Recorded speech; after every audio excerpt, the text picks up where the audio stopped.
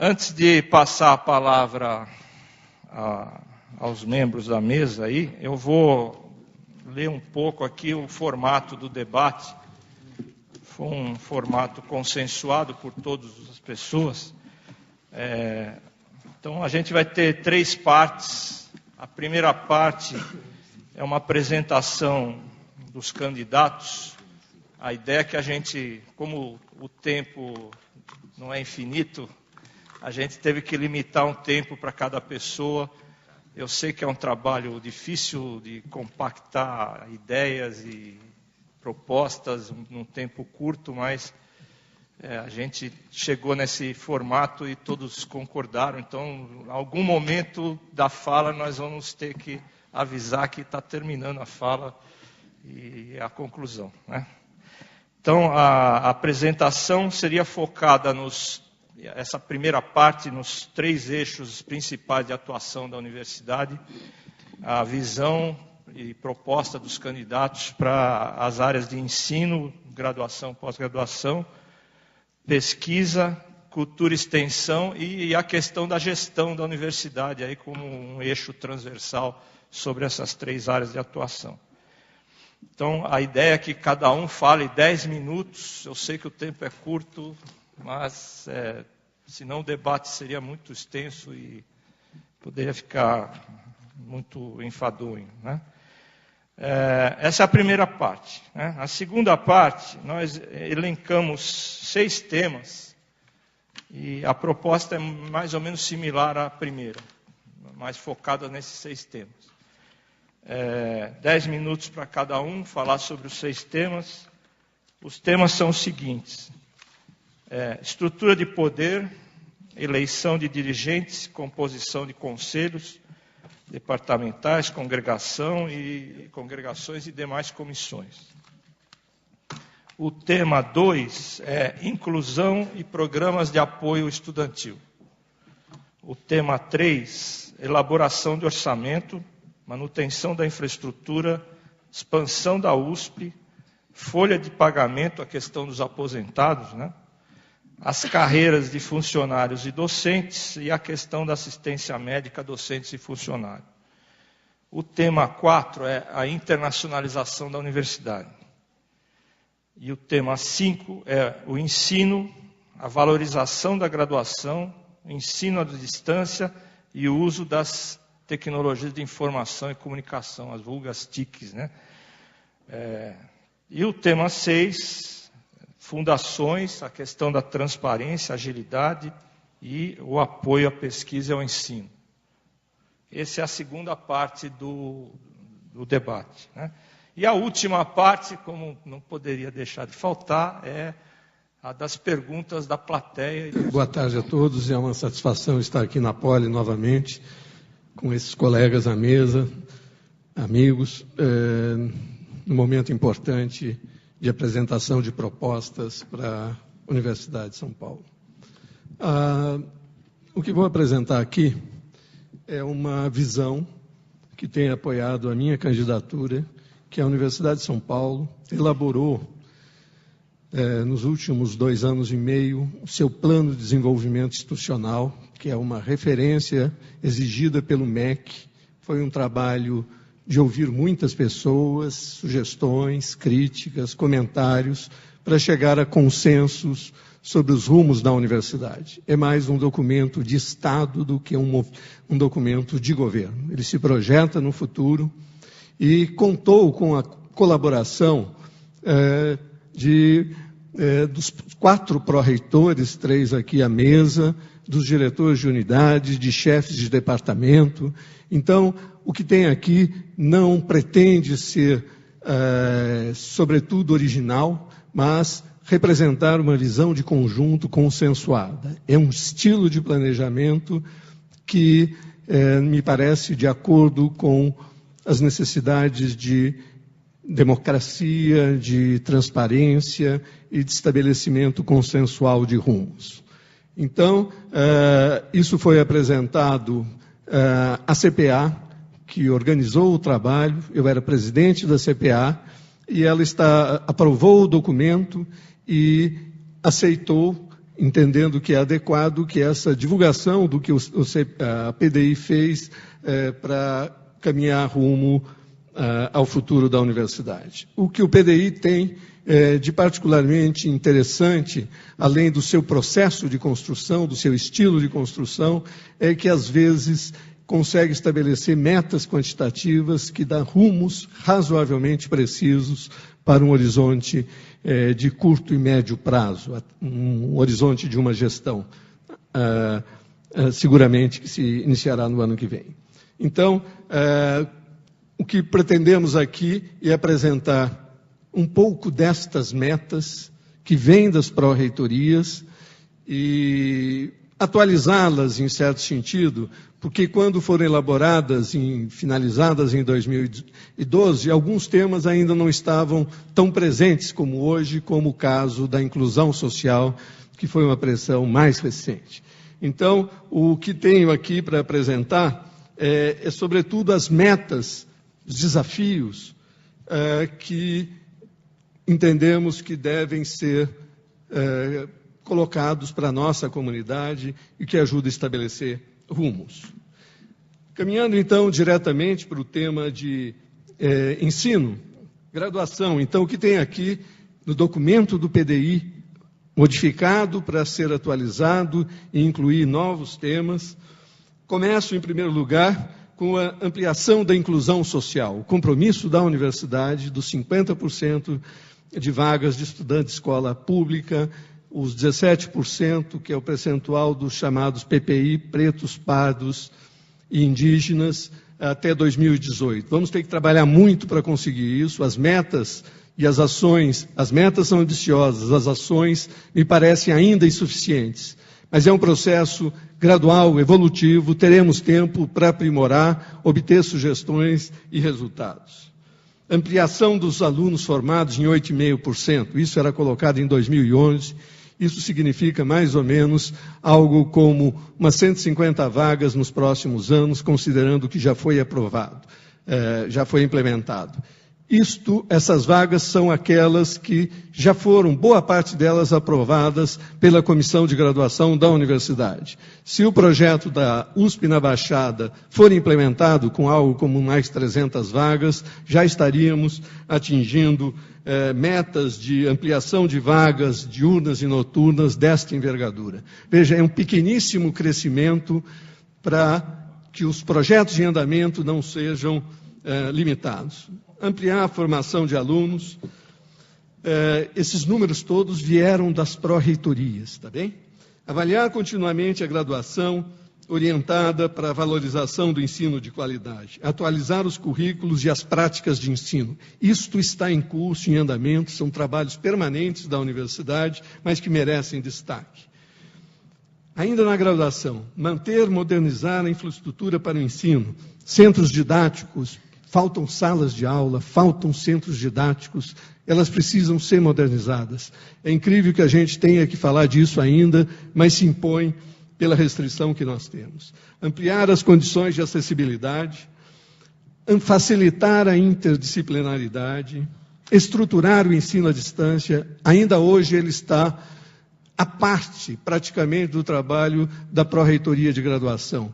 Há que formalmente articular essas duas atuações na universidade. Implantar um sistema de acompanhamento de egressos. Nós trabalhamos já na vice-reitoria nessa dimensão, com a colaboração da pró-reitoria de graduação e de pós-graduação, e buscar uma integração maior com a Secretaria de Educação para atingir as metas de inclusão social. Somente nós será muito difícil alcançar. Metas de pós-graduação no PDI, agora ampliado um pouco. Aumentar os alunos de pós-graduação, de mestrado e doutorado, em cerca de 6%, praticamente já atingimos isso o ano passado. Ampliar a excelência dos programas de pós-graduação, programas 5, 6 e 7 da CAPES. Isso é uma meta que veio da Pró-Reitoria de Pós-Graduação. Os resultados desse ano da CAPES talvez nos leve a esses resultados. Não é um desafio extraordinário. Mas vejam, os trabalhos do PDI colocam metas que a sociedade poderá cobrar. Elas são viáveis. E os dados estão mostrando que vamos alcançá-las ainda antes. Intensificar a articulação com o mundo do trabalho, estimular a criação de cursos de mestrado profissional e programas interunidades, desenvolver um sistema próprio de avaliação, também isso está praticamente concluído. Novamente, ampliar a inclusão social. A imprensa já coloca cotas na pós-graduação a nível federal. Nós teremos que lidar com esse tema também como pós-graduação em algum momento. As nossas metas de inclusão com mérito na graduação, a gente tem que estar atento para lidar com elas também na pós-graduação. A pressão é muito forte nessa direção. Então, teremos que lidar com isso. E implantar um sistema de acompanhamento de egressos que eu já manifestei da parceria. Na área de pesquisa, também uma parceria forte com a Pró-Reitoria de Pesquisa, números que lá estavam colocados no PDI, ampliar a produção científica na ordem de 20% nesse período, melhorar a qualidade da produção científica, ampliar o número de pedidos de patente, cerca de 30%, ampliar a captação de recursos de agências de fomento, cerca de 10%, o número de pós-doutorandos, 10%, fomentar redes e programas temáticos interdisciplinares, integrar a cultura científica e humanística no ensino e na pesquisa. Talvez um mote dessa candidatura seja algo que a professora Arminda falou e eu concordo com tudo que ela disse. Nós temos um mote aqui, que no ambiente da universidade, o centro está em toda parte. O centro está em toda parte, no ensino, na pesquisa, na cultura, na extensão. Integrar a pesquisa com o setor produtivo, governos, ONGs, institutos de pesquisa, universidades, escolas de educação básica. Integrar a pesquisa com o ensino e as atividades artísticas e culturais, e aqui a frase, o centro está em toda parte. Aumentar a captação de recursos também do setor privado e favorecer a inclusão social na pesquisa também. Como fazer isso, nós temos que buscar os caminhos. Metas de cultura e extensão no PDI modificado. Ampliar o número de alunos nos cursos de extensão, 20%. Talvez isso tenha sido superado já amplamente neste próprio ano, como a professora Arminda falou.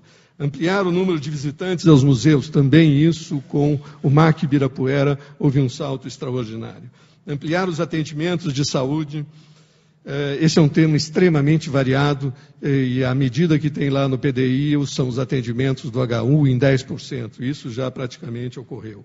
Ampliar a divulgação das atividades e acervos de cultura e extensão, ampliar a articulação com as ações de ensino e pesquisa na área de cultura e extensão, elaborar um plano institucional de fomento à pós-graduação lato sensu, essa é uma proposta da Pró-Reitoria que nós entendemos extraordinariamente relevante, ampliar o relacionamento com instâncias governamentais, isso não está lá, mas me parece que está de acordo com a filosofia dos trabalhos da Pró-Reitoria de Cultura e Extensão, e favorecer a inclusão social na cultura, arte e extensão. Vejam, estou sempre lembrando inclusão social, algo que não estava tão presente naquele momento.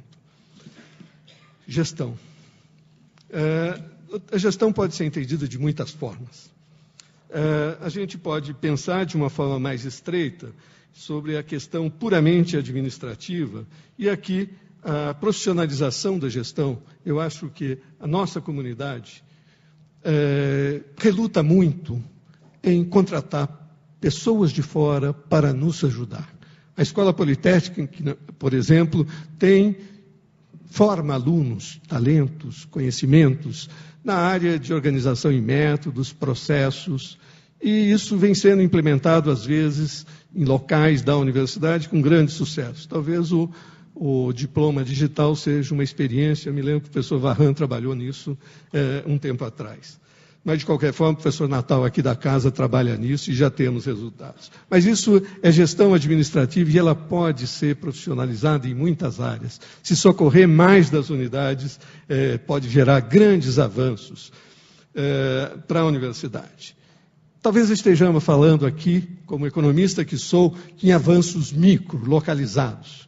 No geral, a universidade, eu queria dizer que tem tido um desempenho bastante favorável nos últimos anos. Se pegar de 95 para cá, aumentou algo como um pouco mais de 10%, 15% o quadro de professores e funcionários. E as atividades que nós entregamos para a sociedade, alunos formados, produção científica, vagas no vestibular, atividade de cultura e extensão, todas elas mais que dobraram nesse período. Quer dizer, com os mesmos recursos, ou recursos 10% maiores, crescemos quase que o dobro, ou mais que o dobro, em muitos casos, do que entregamos à sociedade. Por exemplo, a produção científica, nesse período, passa de pouco mais de 1.000 artigos ISI para quase 10.000 nessa última aferição. Um resultado extraordinário.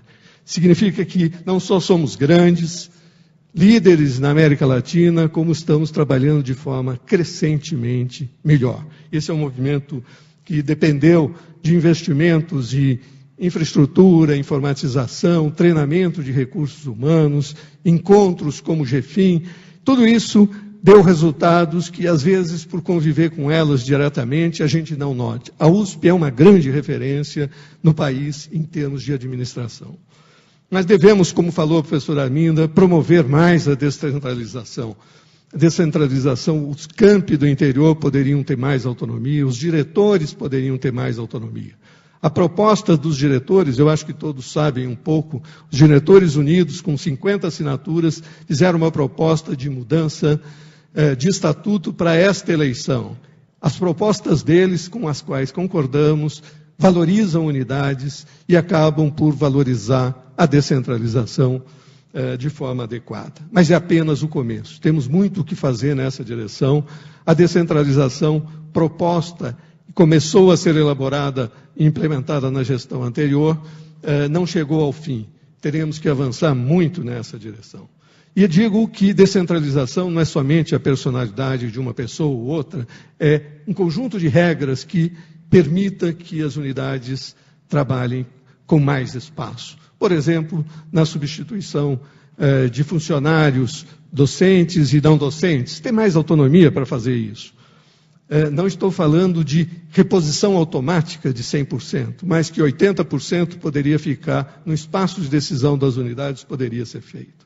Consolidar as carreiras dos servidores docentes e técnicos administrativos com as novas etapas aí de avaliação de desempenho, me parece um caminho adequado para ganhar em termos de gestão. Consolidar a substituição da atual rede de computadores pelo sistema cloud computing, certamente será um grande avanço. Fortalecer a escola USP, que está em curso, com cursos mais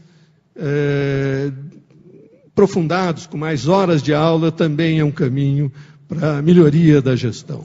Nós temos desafios também na área financeira. Hoje, os gastos da universidade com o pessoal, usando as planilhas CRUESP, estão no nível que exige muita atenção. Estamos gastando mais de 100% do que recebemos do Tesouro com folha de pagamentos. Gastamos 15% de custeio e uns 5% a 8% de investimento. Isso dá mais de 125%, uma nova folha a cada 4 meses. Então, isso terá que ser equacionado, porque as reservas que nós dispomos têm limites. E nós temos projetos em andamentos que não podem ser estancados. Muito obrigado. Vamos iniciar a segunda parte. Eu recebi várias perguntas aqui que fazem parte, elas têm muito a ver com os temas, esses 6 temas que a gente definiu para a segunda parte. Então, eu vou ler as perguntas aqui dentro da fala de cada tema, para não prejudicar aí quem elaborou a questão. E tem algumas aqui que não têm aderência com as perguntas que estão colocadas aqui com os 6 temas. Eu vou deixar essas para a terceira parte. Se alguém se sentir incomodado, quiser refazer a pergunta para colocar na terceira parte, sintam-se à vontade, tá? Tem pessoas aí na plateia com os papeizinhos, é importante a gente ter isso escrito também, tá? Então, os temas colocados, eu vou reprisar aqui: estrutura de poder, eleição de dirigentes e composição de conselhos, congregações, comissões. O tema 2, inclusão e programas de apoio estudantil. O tema 3, elaboração de orçamento, manutenção de infraestrutura, expansão da USP, folha de pagamento, carreira de funcionário docente, assistência médica de docentes e funcionários. O tema 4, internacionalização. O tema 5, ensino, valorização da graduação, ensino à distância e uso de TICs. E o tema 6, fundações, transparência, agilidade e apoio à pesquisa e ao ensino. Então, tem aqui, no tema 2, no tema 1, de estrutura de poder, tem uma pergunta aqui do Rafael. Eu pediria aí que os debatedores anotassem, complementassem quando forem falar do tema 1 de estrutura de poder. Ele pergunta qual o objetivo primário da Universidade de São Paulo e como enxerga a questão da democracia da universidade em termos da estrutura de poder. Então, está nesse primeiro pacote aí do estrutura de poder, né? Tem mais um conjunto de perguntas sobre eleição. Eu também estou fazendo a seguinte encaminhamento. Tem perguntas individualizadas aqui, eu estou estendendo para todos, tá? Para não centralizar numa pessoa só. Então, tem uma pergunta do Décio Crisaldonha, tem uma pergunta do Pedro e tem uma pergunta do Lucas sobre a eleição, né? Sobre a questão das eleições diretas,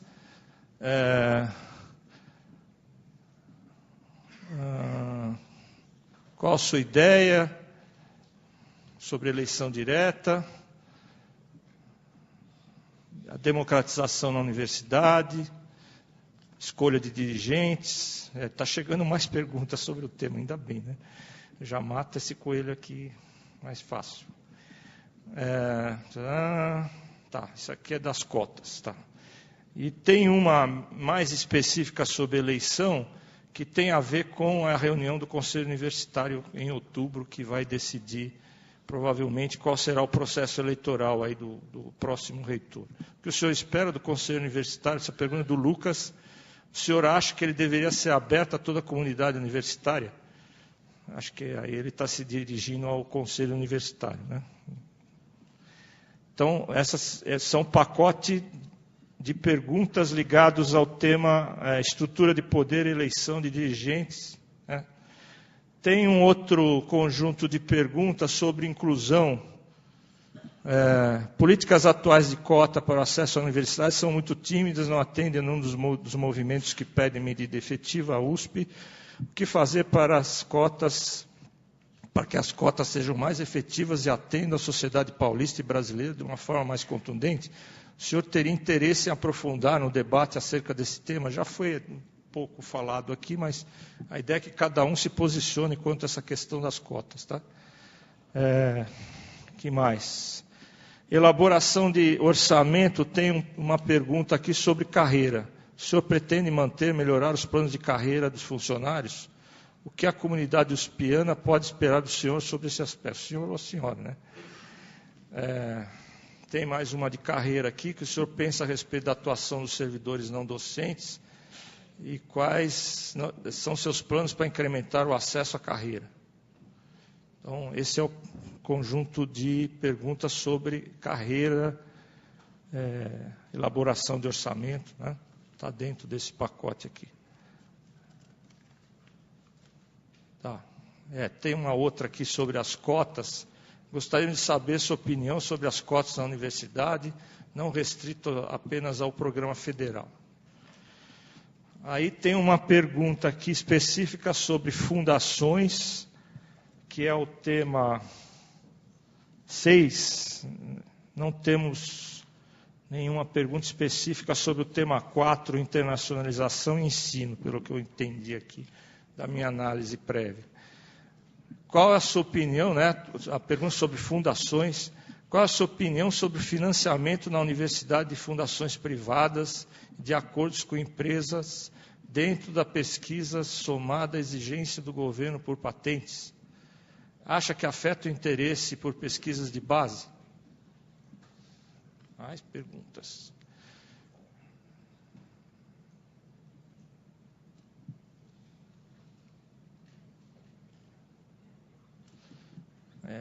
Aqui volta a questão da carreira aqui. Então é uma pergunta aparentemente sobre carreira, de novo aqui. Considerando que o CNPJ das unidades da USP dispõe que a atividade primária destes é o ensino de graduação, como explicar que a pesquisa adquira importância especial em concursos, vagas titulares, progressão da carreira? Estrutura de poder. A universidade é um local que todo mundo acha que não tem poder suficiente para fazer as coisas. E, em larga medida, isso é verdade. Talvez o reitor tenha opinião diferente e talvez só ele se sinta em condições de levar adiante seus projetos em larga medida. Mas suspeito que também ele pode encontrar restrições. Me lembro uma vez um programa de televisão que tinha o Antônio, o José, que falavam, nós não podemos fazer muita coisa. O Antônio era Antônio Hermídio de Moraes, o José Mindla em Metal Leve, e eles se pareciam impotentes diante dos grandes desafios. Aqui nós vivemos uma situação como essa. As decisões são muito colegiadas, tem muita gente em muito lugar, e discutimos muito temas pouco relevantes, e os temas mais importantes, mais estratégicos, de alguma forma, não são tratados adequadamente. Pior, isso foi construído por nós. Às vezes a gente critica a legislação externa, por causa 8666, contratação de docentes, afinal somos funcionários públicos, mas boa parte da estrutura de poder que nos engessa é feita por nós mesmos, por nossa legislação.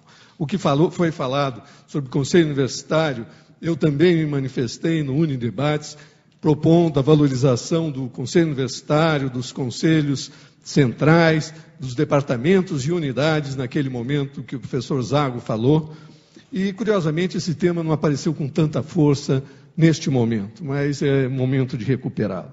É aí a referência básica. Somos uma federação que não sabe lidar consigo própria. Ela oscila, tornando o ambiente mais complexo e menos efetivo. Colocamos mais e mais gente em comissões que profissionais talvez se dessem conta mais adequadamente. Temas como manutenção predial, tem gente que entende, não é um tema ideológico extraordinário. É só chamar gente que entende, que resolva, e não precisa chamar tanta gente da capital, do interior, de todos os lugares para tratar disso.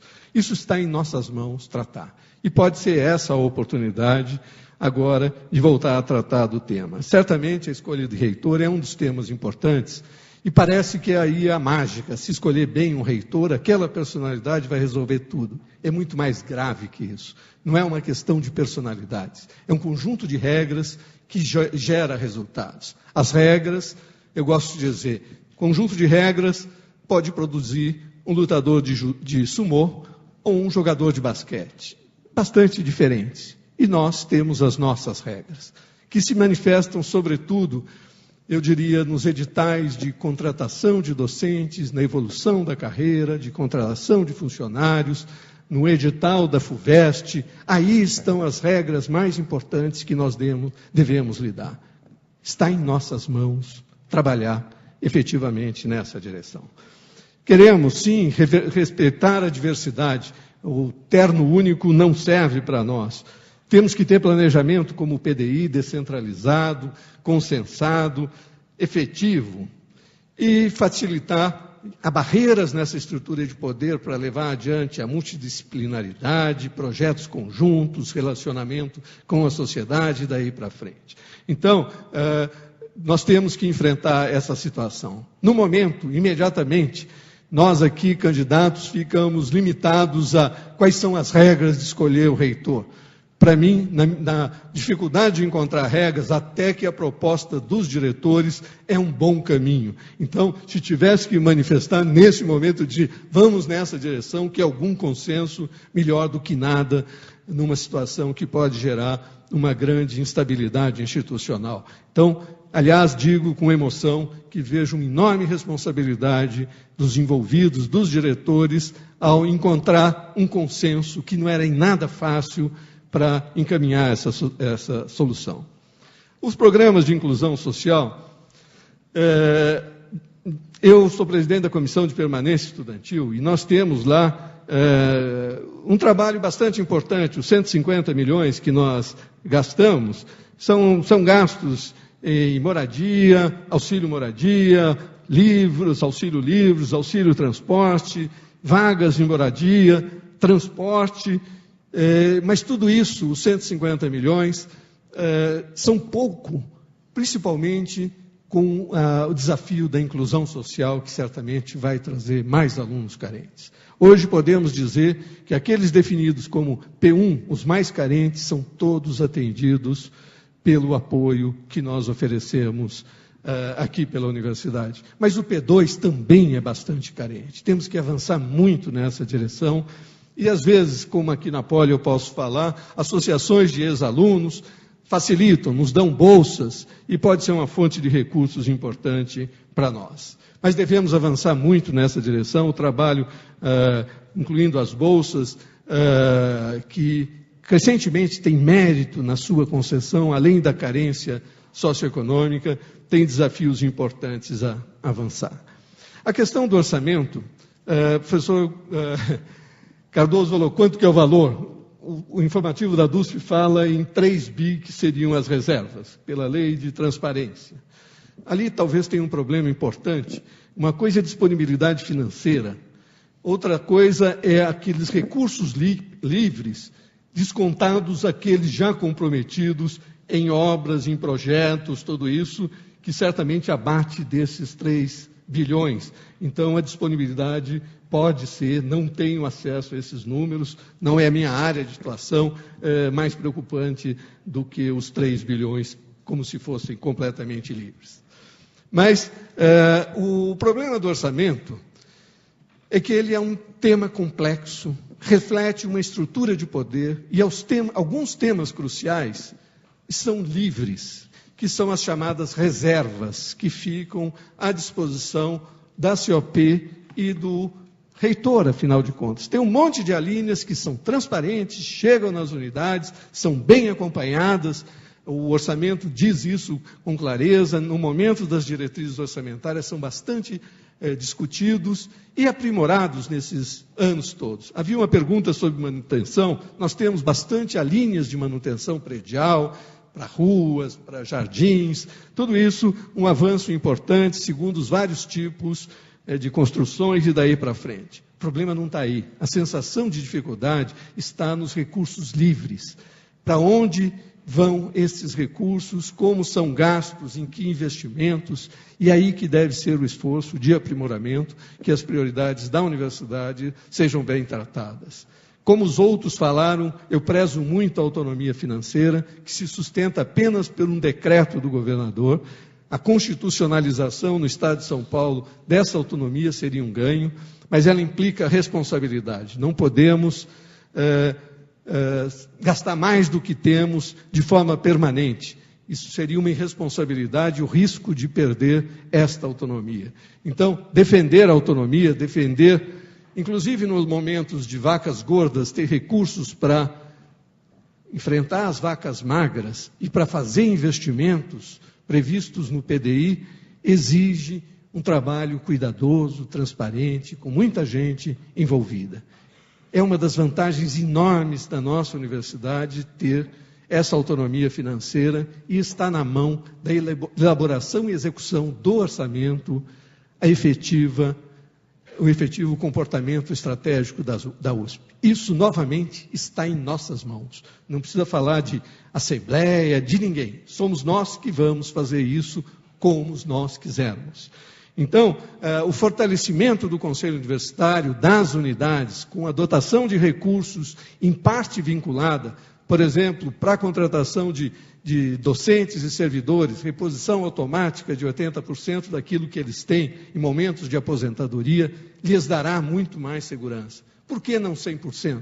Porque em momentos de queda do ciclo econômico, talvez tenha que fazer poupança, e todos tenham que fazer poupança, e talvez não dê para atender completamente todos os projetos. E também porque simples reposição automática significa replicar projetos de 40 anos atrás, quando se justificava aquela necessidade daquele professor, e hoje, nas novas características, talvez não seja tão necessário. O necessário é atender às novas demandas. Aliás, na solicitação que nós fizemos de cargos para a Assembleia, alguém perguntou de cargos de titular, nós não pedimos cargos de titular, mas pedimos reposição e pedimos 700 cargos para atividades novas, modernização, inovação. E estão aí para serem utilizados pela universidade em seus projetos.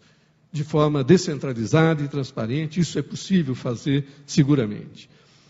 O tema da expansão da USP, que é um subitem, eu acredito que nós teremos anos de alguma dificuldade, o ICMS não deve crescer muito, a economia paulista deve crescer na ordem de 2%, 2,5% nos próximos anos, eu acho que é isso que se fala. O ICMS acompanha a evolução da economia paulista, então é um horizonte possível de crescimento, mas crescimento pequeno da transferência de recursos de ICMS para cá. Eu entendo que a defesa da autonomia financeira, afinal, é entregar para a sociedade mais produtos, mais alunos formados, mais teses, mais produtos científicos, maior integração com a sociedade, maior número de patentes. A USP tem feito isso e deve continuar a fazer. Sobre a folha de pagamento, eu queria dizer o seguinte, nós estamos numa situação que é insustentável a longo prazo, mas temos, no curto prazo, condições de enfrentar pelas reservas disponíveis. Mas teremos que fazer ajustes, sim. Uma parcela importante dos gastos, os gastos de pessoal, são praticamente permanentes. A gente não consegue e nem deseja reduzir salários, demitir pessoas. Então, há uma rigidez, sim, e o que exige um trabalho de sintonia fina sobre reposições, ampliações, com muito cuidado, porque o tema é delicado. Queria lembrar aqui que os docentes têm uma restrição importante hoje, que é o teto salarial, e uma vinculação de nossos salários não ao teto do governador do Estado, mas às carreiras jurídicas, talvez fosse um caminho mais favorável. A longo prazo, isso seria um suicídio para a USP, ter um teto como é o atual. Internacionalização, todos aqui defendem a internacionalização. Eu acho que a criação de um centro de línguas, no Centro de Difusão Internacional, é importante e hoje tem um desafio de estruturar a área internacional. Nós temos uma USP internacional, nós temos a VRERE, nós temos a CCINTES. Isso não tem uma articulação formal adequada. Isso exige que seja feito, também está nas nossas mãos e pode ser feito rapidamente no início da nova gestão. Então, exige-se um fortalecimento das CCINTES e articulação das várias instâncias que tratam com o tema. Eu acho que, inclusive, o professor Cardoso sabe disso, como membro do Conselho Curador da FUVEST, está crescendo o número de estrangeiros fazendo vestibular da FUVEST, colombianos, por exemplo. Nós temos que lidar com isso em termos de internacionalização, estabelecer prioridades. E queria lembrar que a internacionalização da graduação é um diferencial importante para atrair alunos. Alunos que entram em outras universidades públicas preferem a nossa porque oferecemos mais em termos de bolsas internacionais, duplos diplomas, todas essas possibilidades. Seguramente a Poli e também a FEA, mas muito mais a Poli, é um grande líder na universidade no tema de internacionalização, oferecendo um caminho para todos.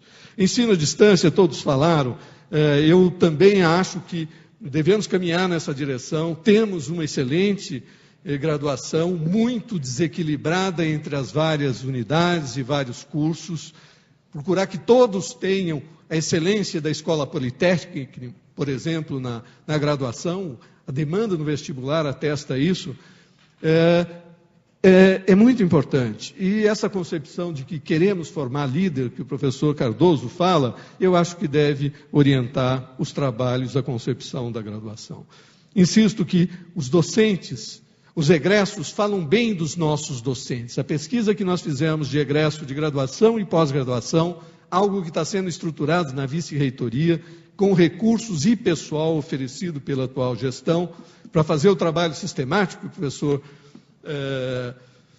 Zago mencionava, aponta: os alunos gostam dos docentes, gostam da nossa infraestrutura científica e não gostam tanto do nosso apoio à socialização, ao meio ambiente, como dimensões a serem aprimoradas. Mas é um caminho de aprimoramento muito importante. É muito difícil falar de tudo ao mesmo tempo. No caso da EAD, também exige-se uma estruturação.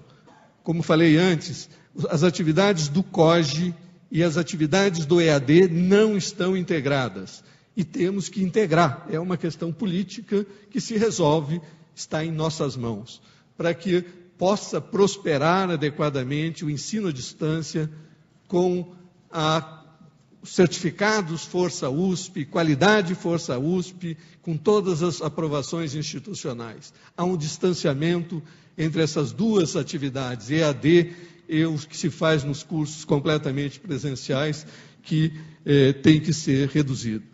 Eu queria lembrar aqui que a Pró-Reitoria de Graduação também gasta bastante. Ela gastou algo como 100 milhões, como 50 milhões nos seus últimos programas de recuperação de espaços didáticos, 23 milhões, criação e apoio de laboratórios, 5 milhões, equipamentos de insumos para laboratório, 2 milhões, informatização, 1 milhão, e daí para frente. São 10 programas importantes, não tem envergadura, como o professor Cardoso mencionou, dos gastos na pesquisa, e acredito também na pós-graduação, mas tem algo para fazer. Finalmente, sobre as fundações, eu queria dizer que é um apoio importante, elas são muito diferenciadas, têm colaborado, flexibilizando, agilizando, e, de alguma forma, quando esse tema for bem tratado, nós vamos ver que a produção da USP é muito maior do que costumamos apresentar para a sociedade. Fazemos muito mais, mas elas não aparecem adequadamente porque isso não está bem